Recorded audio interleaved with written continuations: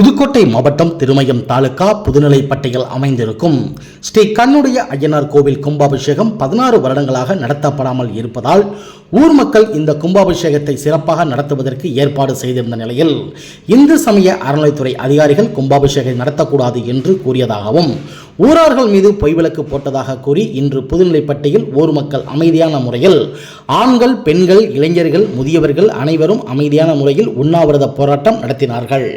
மேலும் இந்நிலை நீடித்தால் வரும் 2026 சட்டமன்ற தேர்தலை அனைவரும் புறக்கணிக்கப் போவதாகவும் தங்களது ration card, Aadhaar card, voter ID கார்டை அரசிடம் ஒப்படைக்கப் போவதாக கூறினார்கள் என்பது குறிப்பிடத்தக்கது. அருள்மிகு ஸ்ரீ கண்ணுடைய ஐயனார் கோயில் கிராமத்து கோயில். இது எல்லா ஜாதியினரும் எல்லா மதத்தினரும் இருக்கிறாங்க. கிட்டத்தட்ட பல ஆண்டுகளாக இதனுடைய திருவிழாக்கள் நடைபெறும். கடந்த சில ஆண்டுகளாக இந்த திருவிழாவை நடத்த விடாமல் ஒரு சிலர் கெடுத்துக்கிட்டு இருக்காங்க. அதுக்கு அறநிலையத்துறையும் உடந்தையாக இருக்குது. அறநிலையத்துறை உடனடியாக எங்களுக்கு இந்த அனுமதி தரணும். அனுமதி தரலைன்னா எங்களுடைய போராட்டம் இன்னும் மேலும் வலுவடையும். இது எச்சரிக்கை தான் கொடுக்குறோம். உடனடியாக எங்களுக்கு அனுமதி வேணும். அவர்கள் மேலே ஒரு வழக்கு தொடர்ந்து விட்டார்கள். இது கிராமத்துக்கு பாரம்பரியமாக எங்கள் அப்பா, எங்கள் ஐயா, எங்கள் அப்பத்தா காலத்தில் உள்ள பாரம்பரியமான தெய்வம். 556 குடிக்கும் இந்த கிராமம் சொந்தமானது.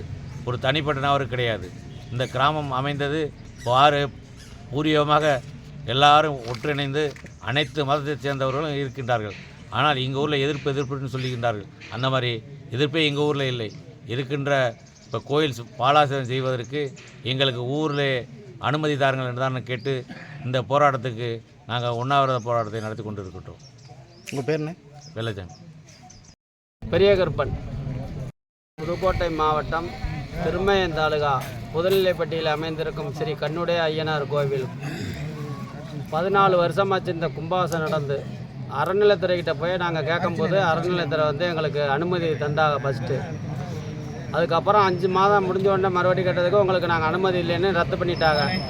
அதை எதிர்த்து நாங்கள் போய் அந்த சிஓ மேடத்துக்கிட்ட போய் கேட்க போகும்போது உங்கள் 4 பேர் மேலே எங்கள் ஊரார்கள் சார்பில் 4 பேர் மேலே கேஸு பதிவு பண்ணிட்டாங்க.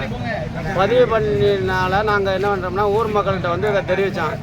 ஊர் மக்கள் எல்லோரும் ஒன்று சேர்ந்து இந்த கும்பாசத்தை நடத்துறதுக்கு எல்லாருக்கும் ஒத்துழைப்பு தருமாறு கேட்டுக்கொள்கின்றோம்.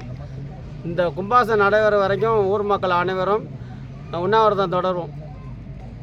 இன்று தற்பொழுது உண்ணாவிரதம் மட்டும் ஆரம்பிச்சிருக்கான். இதுக்கு அடுத்தபடியாக இந்த ஓட்டர் ஐடி, ரேஷன் கார்டை திருப்பி ஒப்படைக்கிற போராட்டம் அடுத்தபடியாக நடக்கும்.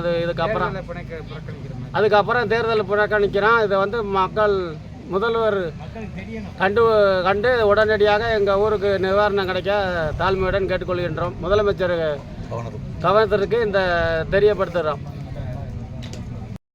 கன்னடாரு டாக்கம்மா பேச்சு அதுக்கு கும்பாசம் நடத்தணும்.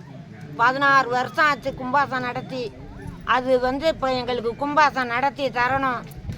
நீங்கள் தான் அதுக்கு ஒத்துழைப்பு கொடுத்து எங்களுக்கு கும்பாசத்துக்கு ஆர்டர் கொடுத்து நீங்கள் கும்பாசம் நடத்தணும். இந்த அரசாங்கம் 50 வருஷத்துக்கு முன்னால் ஸ்ரீ கண்ணுடைய ஐயனார் கோயில் புதுநிலைப்பட்டி 3 பங்காளி சேர்ந்த கோயில்.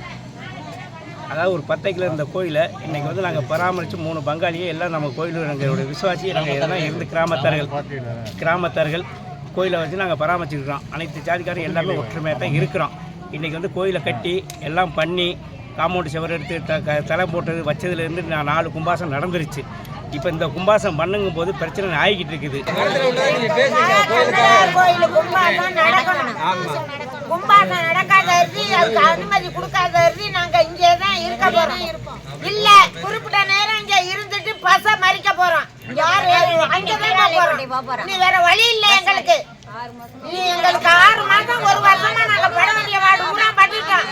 நாங்க இங்க ஊருக்குள்ள இருக்கிறதோட விட மாட்டோம். நாங்க நேரம் அங்க போய் பச மறியல் ஆக போகுது. 6 மணி ஏறி பார்ப்போம். எங்களுக்கு வேற பதில் வரலைன்னா நாங்க நைட்டுக்கு அங்கதான் பஸ் மறிக்க போறோம். 5 மணி ஏறினா இங்க அனுமதி இல்லாட்டி நாங்க அங்க போயிருவோம். இதுக்கு உள்ள நடவடிக்கை நீங்க எடுக்கணும். ஆமா, ரேஷன் கார்டு எல்லாமே புறக்கணிச்சிருவோம். அவ்வளவுதான்.